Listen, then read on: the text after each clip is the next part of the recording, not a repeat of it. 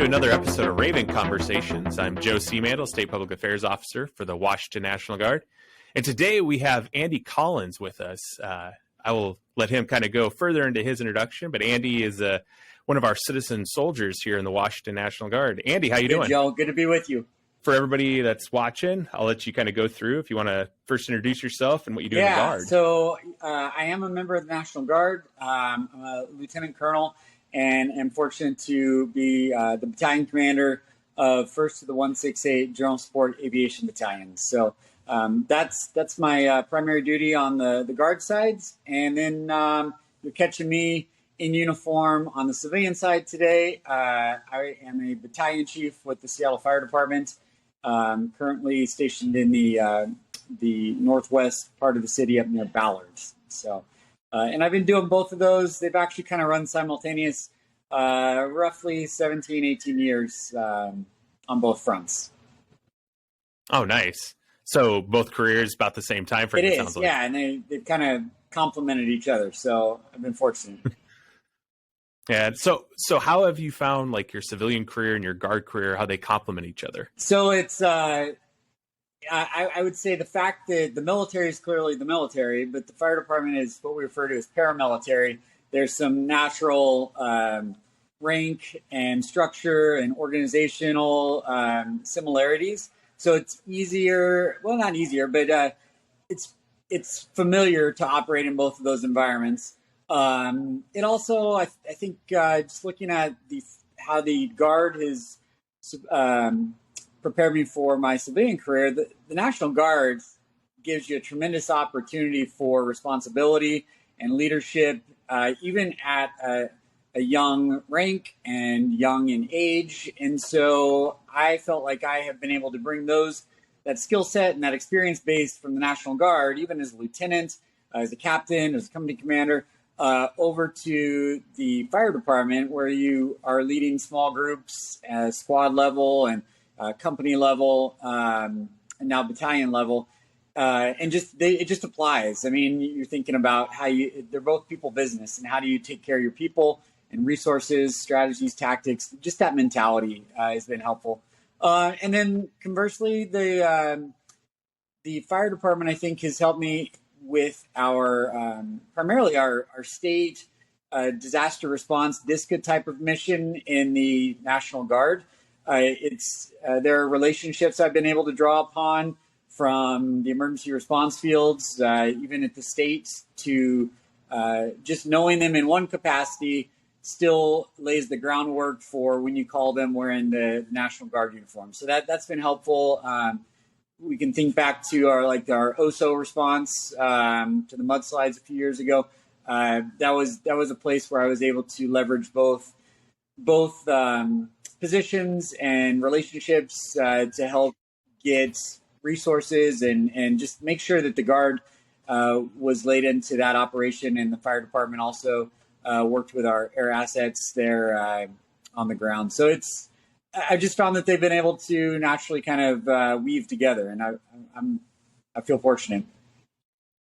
Andy, I think you read my questions pretty good. You kind of answered my next question right away. Good. Yeah. So I think my next question would be: we have a lot of Guardsmen who are interested in firefighting, but they just maybe don't know how, or what's expected of that. Can you kind of give them some insight? Absolutely. Maybe? And I'll take a moment and just do kind of a recruiting plug, because just like the National Guard's always looking for good people, the fire department's always looking for good people too. So, and if you're watching this very real sense of time, there's a lot of hiring opportunities out there in the fire service right now. Just the cyclical wave of retirements and so forth. Anyone who's ever thought about it, I would encourage you to apply. Full transparency, it is competitive, so don't be put off by that. But anytime you can get in and just take the written exam, the oral boards, just get some experience with that. You can't never go wrong by finding somebody who is in that line of work and just talk to them and find out, what does it take? So you're speaking from some sense of experience. But I can tell you that one nugget: if you find yourself for an applicant in the oral boards, not giving away any answers, but I'll say the military as a whole service members have a tendency to be very humble and not really talk about in detail some of their achievements or their experiences. And I'll tell you, Joe, just some outstanding candidates. I think if I could give them advice, is just to exploit those experiences, talk about it, share the commonalities of what you've done in your service, whether it's on a deployment, on a mission, or in training, how you've worked as a team, and just really open up and share about it. Those folks on the other side evaluating you or looking to hire you want to hear about that. So, one word, just elaborate. Nice. So it sounds like it's been a pretty good go for the last 17 years to be in both careers. It probably has its ups and downs, but it sounds like it's more ups than downs for the most part, just like anybody's career. Yeah, and I know most of us are citizen soldiers, or we balance two careers in some fashion, and it's a dance, especially as you advance in both.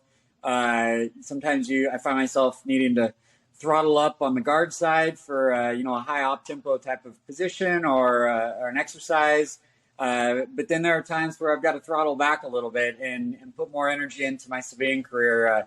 But it's doable. I've had mentors and folks come ahead of me that have done it and shown me it's doable, and hopefully I'm able to show that to the next generation coming behind. But it's also very rewarding to be a part of both and try to contribute on the leadership realm on both fronts.